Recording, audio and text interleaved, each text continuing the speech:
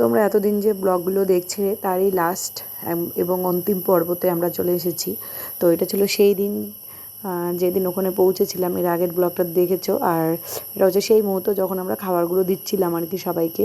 তো সবাই সুন্দর করে বসে পড়েছে। অ্যাকচুয়ালি টেবিল চেয়ারের ব্যবস্থা ছিল, কিন্তু ওনারা বললো ওনারা নিচেই বসবে, আর যে আর কি নিচে বসতে পারে না সে উপরে বসবে, এরকম করে ওনারা বসলো। তারপর আমরা খাবার দাওয়া শুরু করে দিলাম।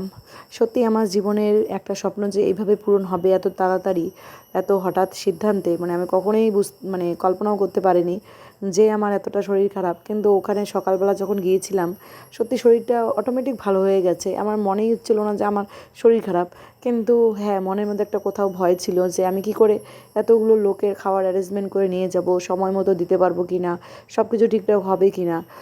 তো এইটুকুগুলো কাজ করছিল, কিন্তু যখন আবার খাবারগুলো নিয়ে আসছিলাম তখন আবার মনে হচ্ছিল যে কম পড়বে না। তো মনে হচ্ছিল যে আমার এত বড় একটা অগ্নি পরীক্ষা, যে আমি পাশ করতে পারবো। তো সত্যি ভগবানের কৃপায়, সবার আশীর্বাদে আমি সবটা যেমনভাবে অ্যারেঞ্জমেন্ট করেছি আর যেমনভাবে চেয়েছি সবটা সুন্দর করে হয়েছে।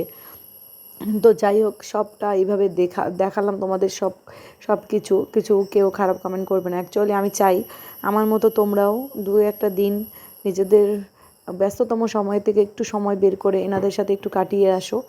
কারণ নিজের ছেলেমেয়েরা তো এনাদেরকে ছেড়েই দিয়েছে। আমাদের মতন যদি কিছু মানুষ এনাদের সাথে আমরা দাঁড়াতে পারি, তাহলে এনাদের একটা দিন তো অন্তত ভালো যাবে। তো ওই একটা দিন এর দায়িত্ব যদি নিতে পারি তাতে খারাপ কী বলো? তাই আমি তোমাদের সাথে সবটা শেয়ার করলাম। আর এটা আমার মনের কামনা বাসনা, যেটাই বলো, অনেক দিন থেকেই ছিল, ছোটো থেকেই আমি এমন। তো সব কিছু তো সবার সামনে বলি না, হয়তো ভাল লাগে না আমার। তো যাই হোক, তারপর লাস্ট আমরা খেতে বসে গেছি। তো খাবার তো সব কিছুই ভালো ছিল, আর খাবার অনেকটা বেঁচেও গেছিলো। তো সেই খাবারগুলো আমরা আবার ওনাদেরকে দিয়ে আসছিলাম রাতের জন্য। তো যাই হোক, এই যে লাস্ট এই ব্লগটাই, আমার এই কর্মসূচি তোমাদের কেমন লাগলো অবশ্যই কমেন্টে জানাবে। আর আশীর্বাদ করবে অবশ্যই, আমি যাতে পরবর্তীতে এরকম আরও অনেক অনেক মানুষের দায়িত্ব নিতে পারি।